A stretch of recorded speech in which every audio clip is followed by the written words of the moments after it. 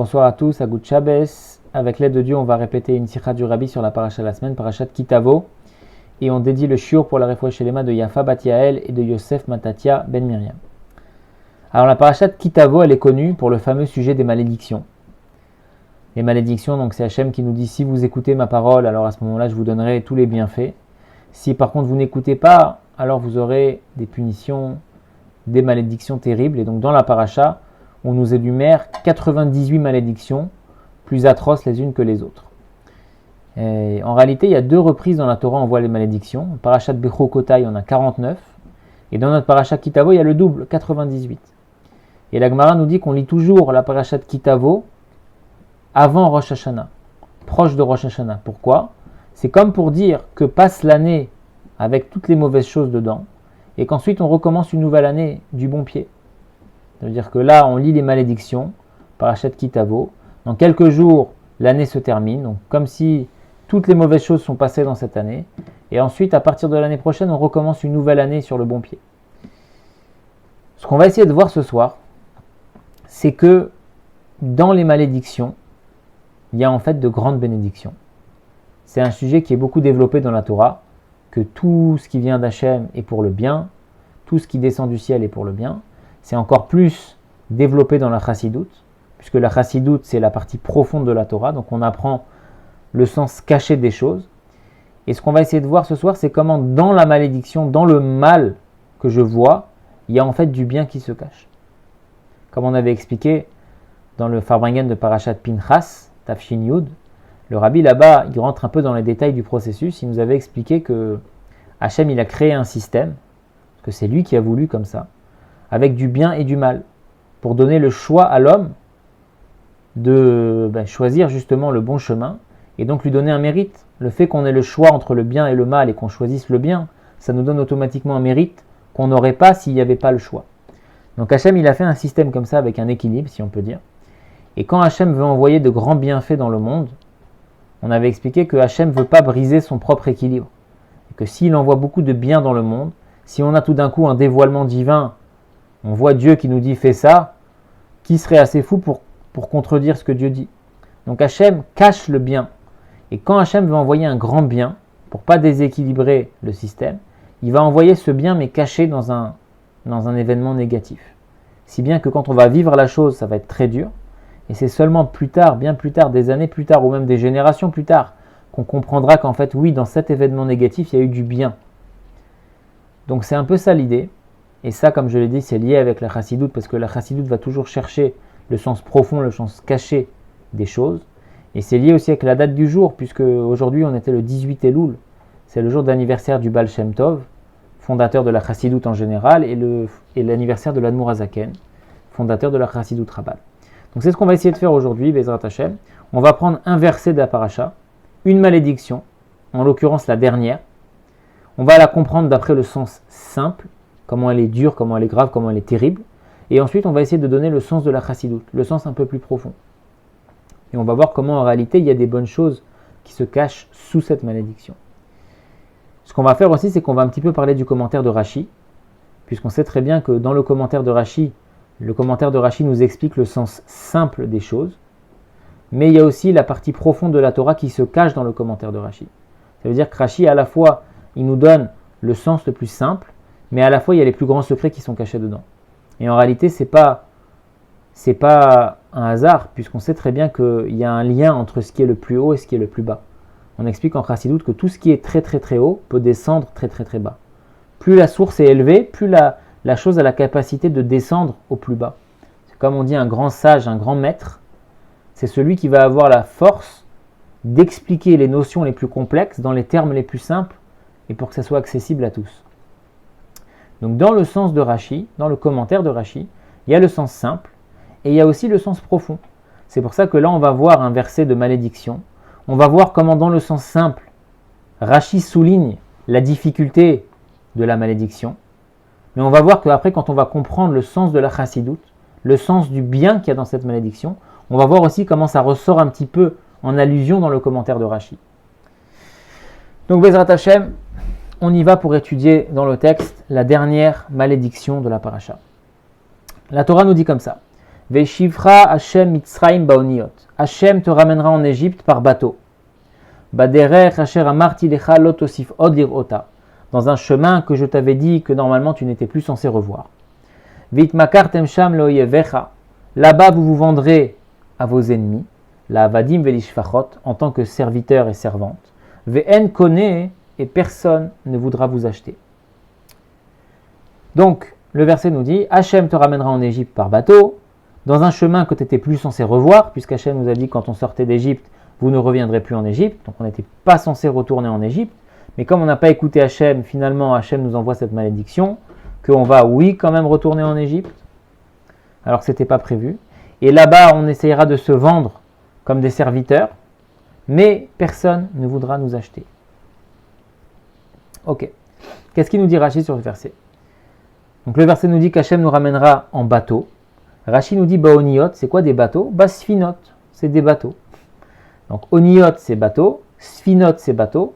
La seule différence, comme on verra à la fin, c'est que Oniot, dans le verset de la Torah, le mot Oniot, bateau, c'est un mot qui est en hébreu, alors que Sfinot, Rashi nous dit bateau en araméen, dans une langue qui n'est pas l'hébreu. Mais donc le verset nous dit vous reviendrez en Égypte, Hachem vous ramènera en Égypte en bateau, et Rashi nous dit Bisfinot, Bashivia. Quand on dit vous serez en bateau, c'est pas croisière. C'est vous serez en bateau, vous serez en captivité en bateau. Et la question qu'on peut se poser, c'est la Torah est précise. Là, on nous donne une malédiction. Et donc, chaque mot, chaque détail, chaque étape de la malédiction doit être censé rajouter dans la difficulté, dans la tragédie de la malédiction. Donc, la première tragédie qu'on voit, c'est que Hachem nous ramène en Égypte. C'était pas prévu dans le programme. Comme on a fauté, comme il dit le Midrash Lekartov, Hachem il avait promis de ne pas nous ramener en Égypte. Mais grande est la Avera qui est que quand on a transgressé sa volonté, ça a cassé la promesse de Dieu. Hachem avait dit qu'il ne nous ramènerait pas. Comme nous, on n'a pas écouté, on a fauté, alors Hachem a dit, je vous ramènerai finalement quand même. Donc là, nos fautes, elles ont cassé même la promesse de Dieu. Comme pour dire comment elles sont graves. Comment elles sont graves quand on fait des fautes. Comment les choses sont graves.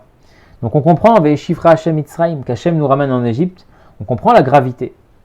Mais pourquoi la Torah nous dit qu'Hachem nous ramène en Égypte en bateau? Ça rajoute quoi que c'est en bateau, que c'est à pied, ça change quoi? Ça rajoute quoi dans la tragédie de la malédiction qu'Hachem me ramène en Égypte en bateau? Et le Rabbi nous dit, parce que finalement quand on est en bateau, la captivité, le manque de liberté, il se fait encore plus ressentir que quand on est à pied par exemple.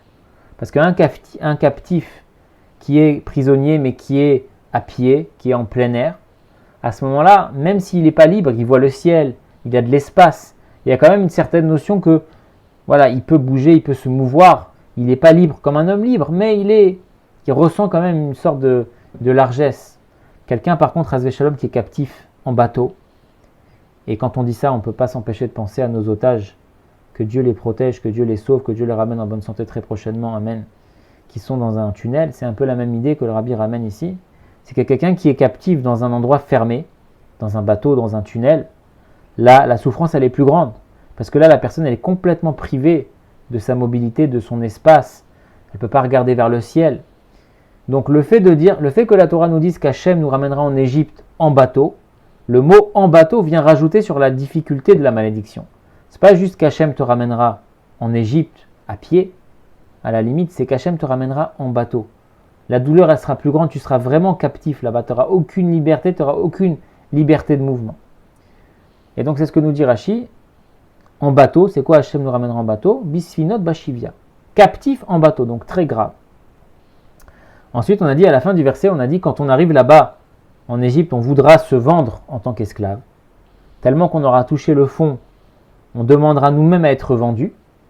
Normalement, un homme n'a pas envie d'être esclave, mais étant donné qu'on sera tellement opprimé, oppressé, quand on arrivera là-bas, la Torah nous dit vite makar tem sham laoyevecha, tu voudras te vendre à ton ennemi. Et après, la Torah nous dit ve'en kone, personne ne voudra t'acheter. Alors là, tu pourrais te dire c'est bien.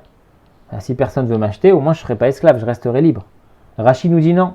Ça veut dire quoi ve'en kone, personne ne voudra t'acheter.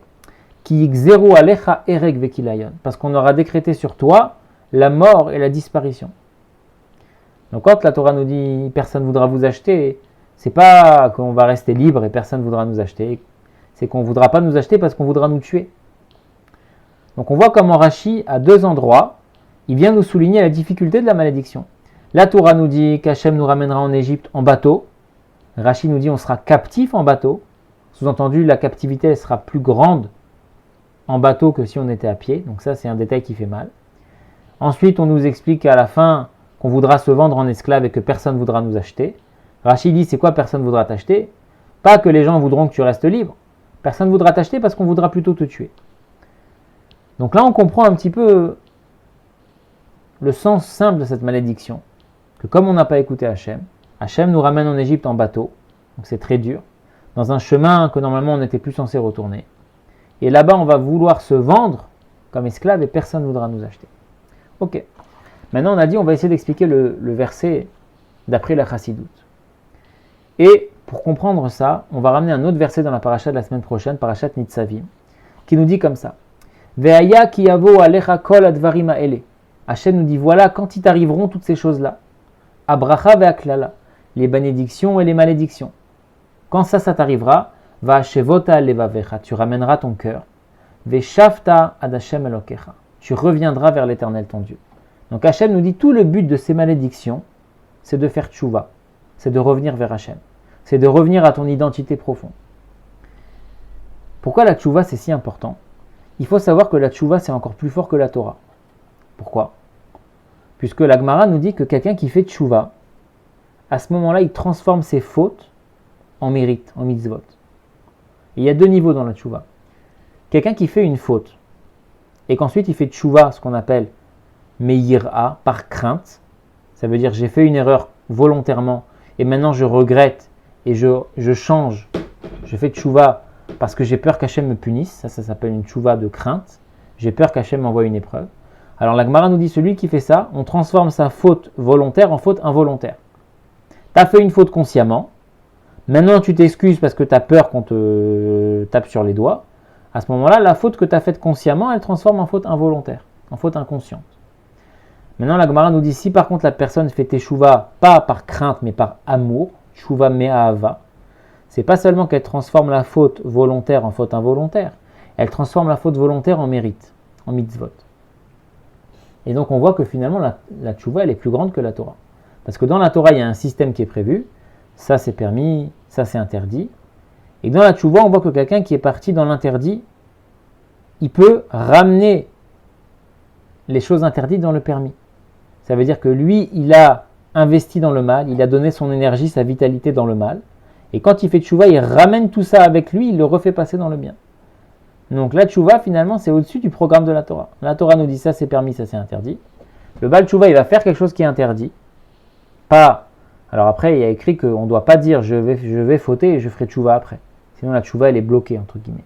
Mais on va dire quelqu'un qui fait tchouva, qui fait une faute, et ensuite après il prend conscience de ça, il fait tchouva par amour. La faute qu'il a faite, l'interdit qu'il a fait se transforme en mitzvah, en permis. Donc la tchouva a la force de transformer le mal en bien. La tchouva a la force de raffiner quelque chose qui n'était pas prévu d'être raffiné dans le programme. Donc la tchouva, c'est le Baal tchouva, il a un niveau dans ce sens plus grand que le tzaddik. Puisque le tzaddik, tout ce qui est permis, il fait. Tout ce qui est interdit, il ne fait pas. Il ne touche pas là-bas, il ne met pas de vitalité dans les forces du mal. Par contre, le Baal tchouva, il va dans le mal, il va dans les forces du mal. Et quand il fait tchouva, il ramène toute la vitalité dans le bien. C'est pour ça qu'on dit que quelqu'un fait tchouva par amour, ses fautes sont transformées en mérite, c'est quoi? C'est parce qu'en fait, c'est grâce à ses fautes qu'il a fait tchouva. Comme le roi David nous dit dans Teilim, Tsama lecha nafshi, mon âme elle a soif de toi. C'est quoi mon âme elle a soif de toi? Quelqu'un qui est dans le désert, il a plus soif que quelqu'un qui est chez lui avec une bouteille d'eau en face de lui. Parce que plus on est loin, plus on a un désir pour la chose. Et donc plus quelqu'un il va loin de Dieu, plus quelqu'un il tombe bas, plus quelqu'un il s'éloigne, au bout d'un moment, comme un élastique, l'attirance et l'envie de se rapprocher va être beaucoup plus forte que quelqu'un qui ne s'est jamais éloigné. Ça ne veut pas dire qu'il faut s'éloigner consciemment, mais on va dire quelqu'un qui s'est déjà éloigné et que maintenant il prend conscience de ça, il fait tchouva, il va avoir une envie de se rapprocher d'Hachem plus grande que celui qui ne s'est jamais éloigné. Donc la tchouva nous permet de descendre dans un niveau très bas, dans le niveau de l'interdit, dans le niveau du mal, que normalement on n'a pas le droit de descendre là-bas, mais on va descendre là-bas, et quand on fera teshuva, Encore une fois, on ne va pas descendre là-bas volontairement. Puisqu'on a dit, celui qui dit je vais fauter et après je ferai tchouva, ça ne marche pas. Ça peut marcher, mais Hachem, il l'aide pas, donc il ne faut pas faire ça. Mais on va dire quelqu'un qui a fait des fautes et que maintenant il veut faire tchouva, le mal dans lequel il est allé, la vitalité qu'il a investie dans le mal, il va récupérer tout ça et il va faire tchouva par amour. Donc on a dit, ça va se transformer en mitzvah. Il va prendre la vitalité des forces du mal et il va la transformer en lumière, en positif. Quelque chose que si on avait demandé à Dieu, Dieu, je fais ça ou pas, Dieu il nous aurait dit non, tu fais pas, c'est interdit. Tu peux pas aller descendre dans cette bassesse-là, dans cette obscurité-là, ça ne réussira pas. Si on demandait à Dieu, il nous dirait ça, c'est interdit, tu vas pas. Maintenant, quelqu'un, il n'a pas écouté, il n'a pas demandé, il est parti là-bas, il a fait des fautes. Et maintenant, il fait tchouva, il va ramener une lumière, il va ramener une vitalité que normalement, ce n'était pas prévu dans le programme. Donc le Baal Tchouva, il est plus grand dans ce sujet-là que le Tzadik. Pourquoi je dis tout ça? Parce qu'en fait, comme on vient de le voir, le but des malédictions, c'est de ramener son cœur à Dieu et de faire tchouva. Donc on va voir qu'en fait, dans cette malédiction qu'on a vue au début, il y a le sujet de la tchouva qui est caché. Alors on y va. Le sens chassidique. On a dit, Ve'eshifra Hashem Mitzrayim baoniyot. Hashem te ramènera en Égypte en bateau. Déjà, on voit le mot tchouva. Ve'eshifra. Hashem te ramènera. Ça veut dire, Hashem te fera faire tchouva. Certes, tu vas tomber très bas, comme on va le détailler tout de suite. Certes, tu vas tomber très bas. Mais Ve'eshifra Hashem. Ne t'inquiète pas, Hashem te ramènera. Hashem te fera faire tchouva, tôt ou tard. Ça aussi, on l'a vu dans un Fabringen. Ve'eshifra Hashem. Hashem te ramènera de là où tu vas tomber. C'est où tu vas tomber? Mitzraïm, en Égypte. Ouais. Baoniyot. Et tu ne vas pas tomber seulement en Égypte, tu vas tomber en Égypte en bateau. Et Rachid nous dit, c'est quoi Oniyot? C'est Sfinot. Alors, ce qu'on ne comprend pas, c'est que Oniyot et Sfinot, c'est la même chose. Oniyot, c'est des bateaux, et Sfinot, c'est des bateaux. Alors, qu'est-ce qu'il vient nous dire, Rachid? Oniyot, c'est quoi? C'est des bateaux. Oniyot, c'est des Sfinot. Des bateaux, c'est des bateaux. On n'a pas besoin de Rachid pour nous dire ça. Le Rabbi nous dit non. Oniyot, c'est en hébreu. Sfinot, c'est en araméen. Ça veut dire Sfinot, ça fait partie des 70 langues des nations. Donc, Rachid veut nous dire, Hachem te dit, je te ferai faire tchouva, même quand tu seras tombé tellement bas que tu vas tomber dans les 70 nations. Tu vas tomber dans le domaine du mal, dans le domaine qui est extérieur au peuple juif, à la langue sacrée, à l'hébreu. Parce que donc Hachem nous dit, tu vas retourner en Égypte en bateau. Et Rachid nous dit, pas seulement en bateau dans les sphinotes, dans les bateaux dans le langage de l'araméen. Ça veut dire que tu vas descendre à un niveau très très très bas. Et plus que ça, il y a écrit quoi? Que là-bas, tu voudras te vendre à ton ennemi. Ça veut dire que tu arrives carrément dans le domaine de l'ennemi, dans le domaine des forces du mal. Et là-bas, il y a écrit, tu voudras te vendre comme un serviteur et comme une servante. C'est quoi l'idée de serviteur et servante dans la chassidoute? C'est servir Dieu comme un serviteur. On sait très bien qu'il y a deux manières de servir Dieu dans la chassidoute, comme on explique. Il y a la manière du fils et la manière du serviteur. C'est quoi la différence? Le fils, si on peut dire, c'est comme le tzaddik. Le fils, c'est quelqu'un par définition qui a envie de faire plaisir à son père, d'écouter son père. Ce n'est pas un effort particulier pour lui, au contraire, c'est un plaisir. Donc il sert son père par plaisir. Ça, c'est le tzaddik. Il sert Hachem parce qu'il a plaisir à faire les mitzvot. Il comprend l'intérêt des mitzvot, il comprend la grandeur des mitzvot. Donc il sert Hachem par plaisir. Ça, c'est le fils. Par contre, le serviteur, c'est quoi?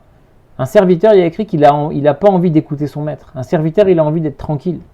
Ah, pourquoi il écoute son maître? Parce qu'il n'a pas le choix. C'est un serviteur. Donc le serviteur représente le juif qui n'a pas forcément envie de se soumettre à Dieu, qui n'a pas forcément envie de faire les mitzvot, mais qui va se forcer comme un serviteur. Et donc on nous dit, tu vas tomber en Égypte, c'est grave. Tu vas tomber dans les bateaux, ça veut dire les 70 nations. Tu vas te vendre à tes ennemis, tu vas arriver dans le domaine de ton ennemi, dans le domaine des forces du mal. Mais là-bas, Ve'eshifra Hachem, Hachem te fera faire tchouva. Et là-bas, tu vas vouloir te vendre comme serviteur et servante. Ça veut dire que tu vas devenir un vrai serviteur de Dieu. Tu vas commencer à servir Hachem, après toutes ces épreuves, tu vas commencer à servir Hachem avec une annulation, comme un serviteur. Et il y a écrit quoi? Ve'en kone. On a dit personne ne voudra vous acheter, et Rachid nous dit parce que tout le monde voudra vous tuer. On explique en chassidoute le mot en, Aleph, Yud, Nun, en, ça peut se lire en comme rien, zéro, néant, mais ça peut aussi se lire aïn. Aïn, ça veut dire néant, mais c'est un niveau qui est au-dessus du système. C'est-à-dire que quand on dit quelque chose est néant, tu peux dire néant, c'est plus bas que tout, ou c'est plus haut que tout. Quand tu dis quelque chose est néant, nul, nul et non avenu, néant. Ça, dans le sens de plus bas que tout, ça veut dire la chose, elle n'existe pas, elle n'est pas là. N, elle n'est pas là. Maintenant, il y a un autre niveau de N qu'on appelle Aïn, c'est les mêmes lettres mais on prononce différemment. Aïn, c'est un niveau de néant, mais ce n'est pas un niveau de néant parce que ça n'existe pas. C'est un niveau de néant parce que c'est tellement haut que je n'ai pas la capacité de définir ce niveau. Donc comme je ne peux pas le qualifier, je l'appelle néant. Il est au-dessus de moi, il est au-dessus de mes capacités. Pour moi, dans mes ustensiles à moi, dans mes outils à moi, je ne peux pas le percevoir, je ne peux pas l'attraper. Donc je l'appelle néant. Donc ça, c'est le niveau de Aïn. Donc quand tu dis V'en connaît, la Torah nous dit il n'y a personne qui voudra nous acheter, tu peux lire V'aïn connaît. Il y a le niveau de néant qui est au-dessus de tout qui va nous acheter, oui. C'est cette idée qu'Hachem nous fera faire teshuva. Et Hachem va faire en sorte de nous faire faire teshuva et qu'on va dévoiler un niveau de Aïn, un niveau de néant qui transcende le système. On a dit la teshuva, ça transcende le système de la Torah. Quelque chose que la Torah te dit c'est interdit, toi tu vas là-bas, tu transgresses, tu mets de la vitalité dans le mal, normalement c'est censé être foutu, c'est fini, et après quand tu fais teshuva, tu récupères tout ça, tu le ramènes dans le bien. Ben là c'est pareil, tu vas faire descendre sur toi le niveau de Aïn, le niveau de néant qui transcende les limites, tu vas faire descendre ce niveau-là grâce à la teshuva. Et Rashi nous dit, pourquoi est-ce que personne ne veut t'acheter? Parce qu'il y aura la mort sur toi et Kilayon. Le Rabbi nous dit, c'est quoi la mort et le Kilayon, la disparition dans la Chassidoute? La mort, c'est quelqu'un qui a tué son Yetzer Hara. Il n'a plus de mauvais penchant. Et Kilayon, le mot disparaître, ça vient du mot Kalut HaNefesh, l'extase. C'est un niveau où le juif est tellement proche de Dieu que sa Neshama a envie de remonter. Comme l'histoire de Nadav et Avihu, on dit ils ont eu Kalut HaNefesh. Leur Neshama elle est montée vers Dieu parce qu'ils étaient tellement attachés à Dieu qu'ils ont voulu quitter leur corps. Donc pour faire simple, pour résumer, le verset nous dit, vous retournerez en Égypte en bateau. Dans un chemin où vous n'étiez pas censé retourner. Là-bas, vous vous vendrez comme serviteur à vos ennemis. Mais personne ne voudra vous acheter. On a expliqué que c'était très dur. Parce que d'aller en Égypte en bateau, captif en bateau, c'est plus dur qu'à pied. Et ensuite, qu'on veuille se vendre, c'est contre nature. Et ensuite, que personne ne voudra nous acheter parce que tout le monde voudra nous tuer. Maintenant, dans la Chassidoute, on explique totalement différemment. Ve'shifra Hashem, Hashem te fera faire tchouva. Ah, c'est vrai que tu vas aller en Égypte, tu vas descendre en Égypte. Ah, c'est vrai que tu vas descendre dans des bateaux. Et comme Rashi nous dit, pas seulement des bateaux en hébreu, mais des bateaux en araméen. Tu vas descendre dans l'impureté du mal des 70 nations. Et là-bas, tu vas te vendre à ton ennemi. Donc tu vas tomber au plus bas. Mais tout ça, c'est pour que tu fasses tchouva. Et donc, ve'shifra Hashem, Hashem te fera faire tchouva. Tu vas vouloir te vendre en quoi? En serviteur et en servante. Tu vas atteindre le niveau d'un serviteur de Dieu. Et personne ne voudra t'acheter. C'est pas que personne ne voudra t'acheter, c'est le niveau de personne. Le niveau de Haïn va t'acheter. Tu vas révéler un niveau de tchouva où tu vas transcender le système. Tu vas pouvoir raffiner le mal. Tu vas pouvoir ramener les étincelles qui étaient bloquées dans le mal. Tu vas les faire élever vers Dieu. Et il y aura la mort et la disparition. Tu vas faire mourir ton Yetzer Hara. Tu vas tellement t'attacher à Dieu que ton âme va connaître l'extase. Donc en fait, Dieu nous dit, c'est vrai que tu vas connaître la plus grande bassesse, mais tout ça, c'est Ve'eshifra Hashem. C'est pour qu'Hachem te mette dans un circuit où tu feras teshuva. Tu vas devenir un serviteur de Dieu. Tu vas atteindre le niveau de Haïn, qui est plus haut que le monde d'Atsilut, qui est plus haut que le système. Et là-bas, tu vas tuer ton Yetzer Hara. Et là-bas, tu vas atteindre le niveau d'extase dans Dieu. Voilà. Tout ça pour dire comment la Chassidoute voit la malédiction, voit ce pasouk. Et Bezrat Hashem, que de la même manière que ce soir on a essayé de dévoiler le sens profond du verset, le bien qui est caché dans le verset, qu'en réponse à ça, Hashem nous permette de dévoiler ce bien. Parce qu'en réalité c'est bien beau de dire que dans la malédiction il y a du bien qui est caché. Nous ce qu'on a envie c'est de le voir ce bien. On n'a plus envie qu'il soit caché. Comme le Rabbi souhaitait pour Rosh Hashanah, même de manière générale, qu'on ait tov à niré ve à niglé, qu'on ait un bien visible et tangible. C'est ça qu'on veut en réalité.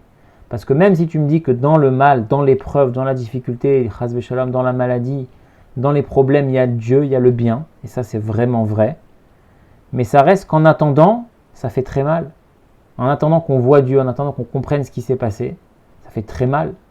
Donc ce qu'on demande à Dieu, c'est de nous envoyer un bien, mais de manière dévoilée, de manière tangible, que Mashiach arrive et que Dieu fasse que comme on a étudié le sens profond de cette malédiction, le bien caché qu'il y avait dans cette malédiction, qu'Hachem n'ait plus besoin de le cacher, ce bien, qu'Hachem puisse nous le révéler à tous de manière tangible dans tous les domaines et qu'on soit tous inscrits et scellés pour une bonne et douce année, les Chaim.